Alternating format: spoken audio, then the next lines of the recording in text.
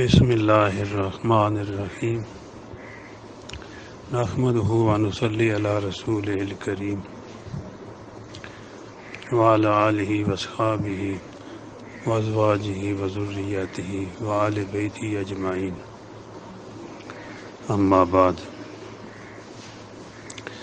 اللہ جل جلالہ کا ارشاد گرامی ہے، وعاشروہن بالمعروف، اپنی بیویوں کے ساتھ اچھا گزران کرو، یعنی اپنی زندگی کے اوقات اپنی بیویوں کے ساتھ پیار کے ساتھ گزارو۔ اللہ جل جلالہ کو میاں بیوی کا اتفاق بہت پسند ہے، اور یہ عمل جو ہے، اس عمل کی برکت سے اللہ جل جلالہ بہت کچھ عطا فرماتے ہیں۔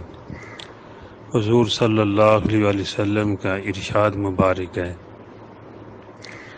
کہ جو خامد اپنی بیوی کو محبت کی نگاہ سے دیکھے اور بیوی اپنے خامد کو محبت کی نگاہ سے دیکھے تو اللہ جل جلالہ دونوں کو محبت کی نگاہ سے دیکھتے ہیں۔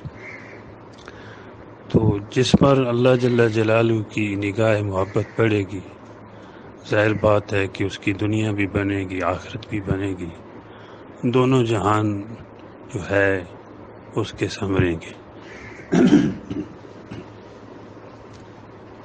اور گھر کے اندر بھی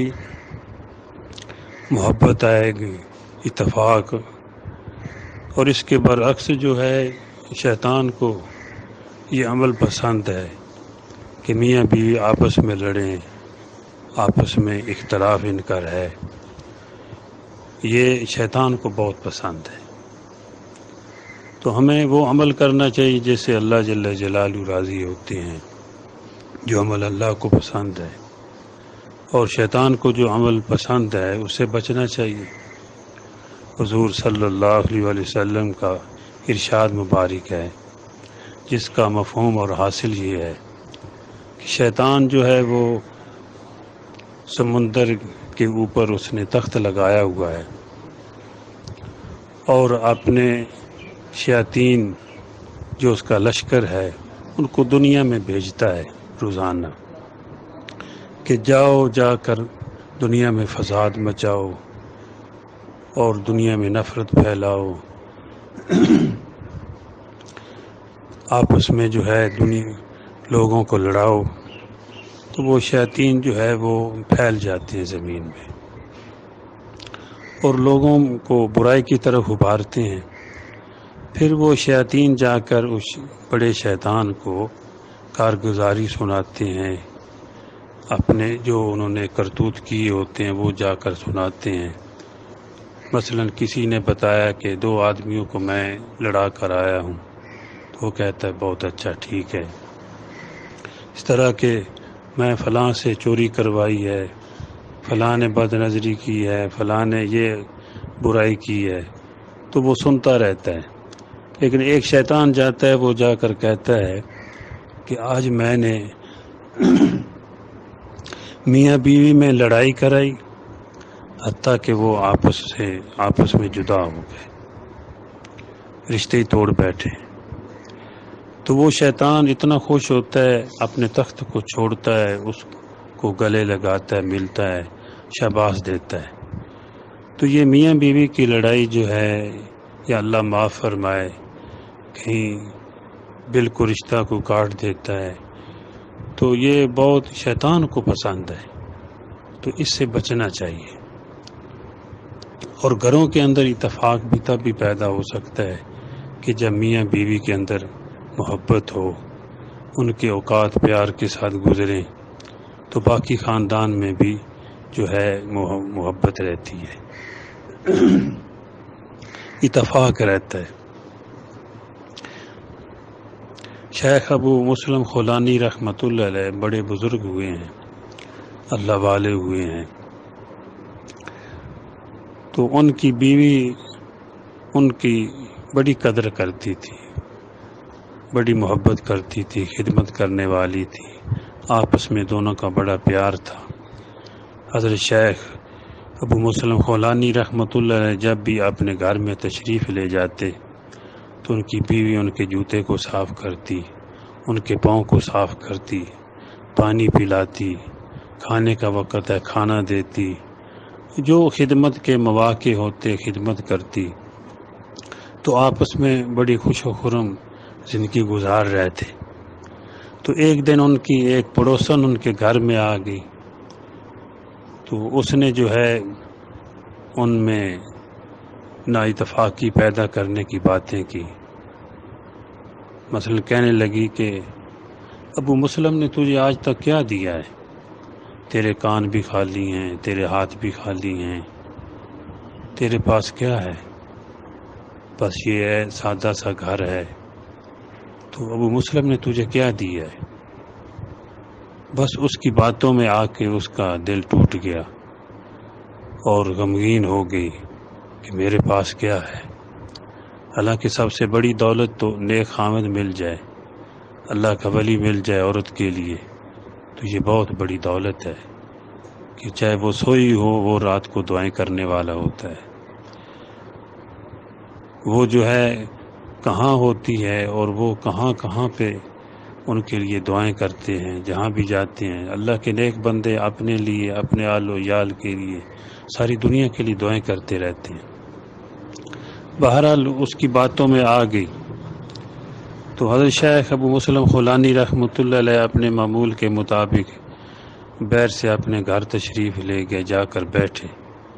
تو بیوی ایک کونے میں ایک تنکا لے کر بیٹھی ہوئی ہے اور لکیریں زمین پہ لکیریں کھینچ رہی ہے، مختلف خط کھینچ رہی ہے، جیسے کہ غمگین ہوتا ہے، پریشان ہوتا ہے۔ تو شیخ ابو مسلم خولانی رحمۃ اللہ علیہ سمجھ گئے کہ میری بیوی کو کسی نے خراب کیا ہے، ہم میں نا اتفاقی پیدا کرنے کی کوشش کی ہے۔ یہ اپنی بصیرت سے یہ بات وہ سمجھ گئے، تو انہوں نے اللہ جل جلالہ سے دعا کی کہ اے میرے مولا، اے میرے اللہ، جس نے میری بیوی کو خراب کیا ہے تو اس کو اندھا کر دے۔ وہ پڑوسن جو عورت آئی تھی ان کی بیوی کو غلط باتیں جو ہے کر کے متنفر کر کے گئی تھی،